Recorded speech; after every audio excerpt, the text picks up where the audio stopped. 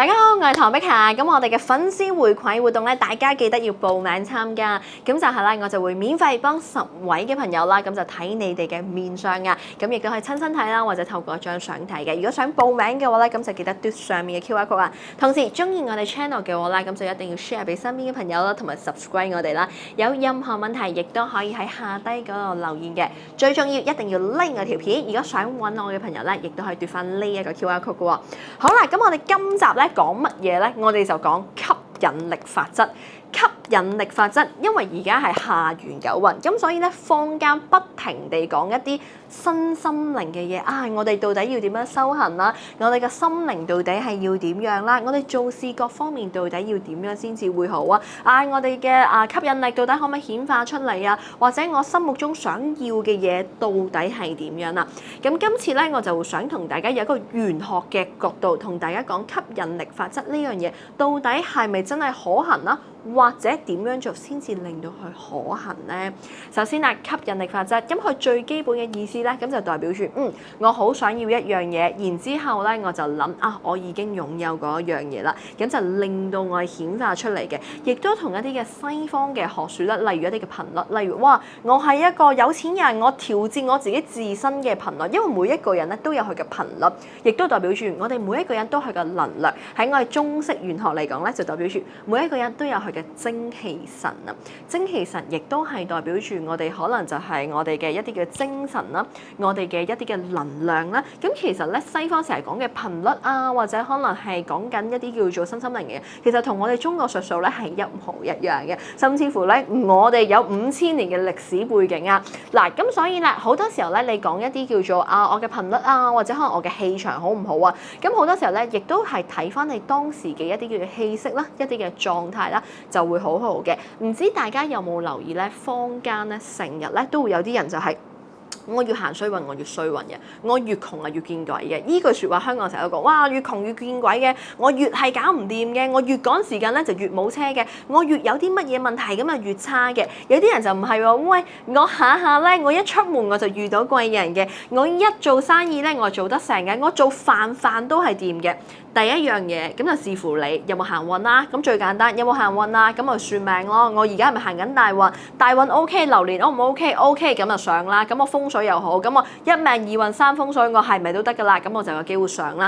呢樣嘢整定咗嘅，咁就代表住我幾時行運，我幾時嗰一年好，我呢一世人揾幾多錢，算命呢一啲你嘅命理整定咗㗎啦。當然啦，我係信佛嘅，咁我哋亦都有了凡四訓嘅意思啦。我做得越多嘅善事，咁我可能就有機會改變到我嘅人生啦，改變到我嘅命格啦。咁呢一樣嘢係另外一派啦。咁亦都係咁，我非常地建議大家做多啲好事嘅，我上游心生，我哋做多啲好事，我哋嘅運勢各方面就自然會越嚟越好啦。咁呢一樣嘢係無可置疑嘅。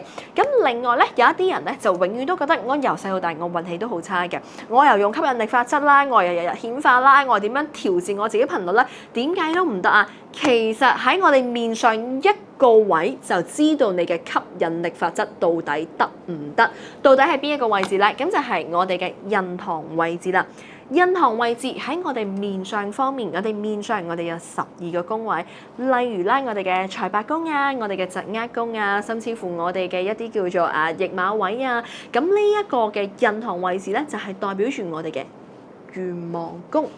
願望宮即係咩意思啊？咁就係代表出啦，我會唔會心想事成啦？或者我會唔會容易得到我想要嘅嘢啦？我攞我自己做親身例子啦。嗱，我曾經咧幾年前啦，咁我就嗰一排我就好想買 Apple 嘅一個MacBook Air 啦。我係真係想買嘅。我想買咧，我係諗緊我係邊一個型號啊，或者我嗰個重量點樣啊，輕唔輕啊？咁嗰一排我就上網睇啦，咁我又同我身邊嘅人講嘅，哇！我想買喎，我留意下先。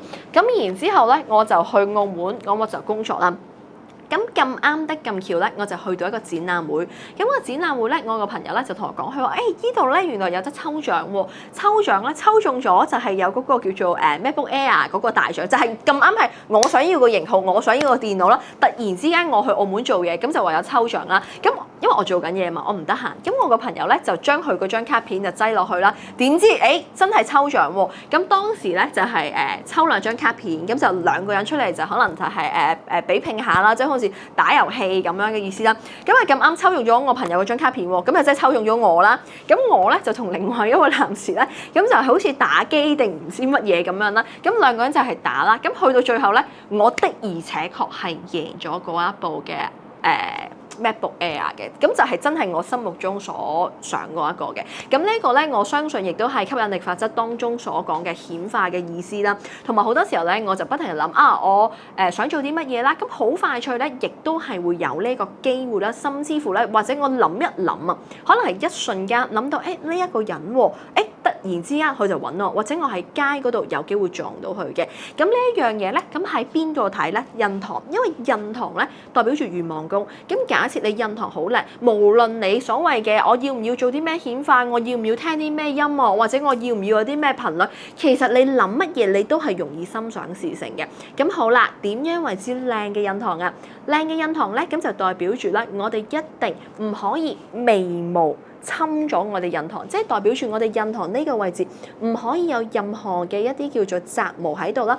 另外啦，呢一個位置咧最好平平整整，好似一個印仔咁嘅，咁啊自然咧凡事都 very good 啦。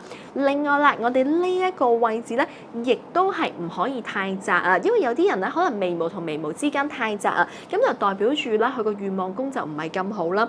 同時啦，文侵字破都係唔得嘅。乜嘢為之文侵字破啊？假設我印堂呢個位置生咗粒癦，好唔好啊？唔好，除非個粒癦係好靚啦。咁呢一樣嘢就係有機會再同大家詳細講我哋嘅字到底係好定唔好。面無善字邊一個位可以勉強叫做 OK， 邊一個位我一有癦我一定要脱，呢個就再同大家講啦。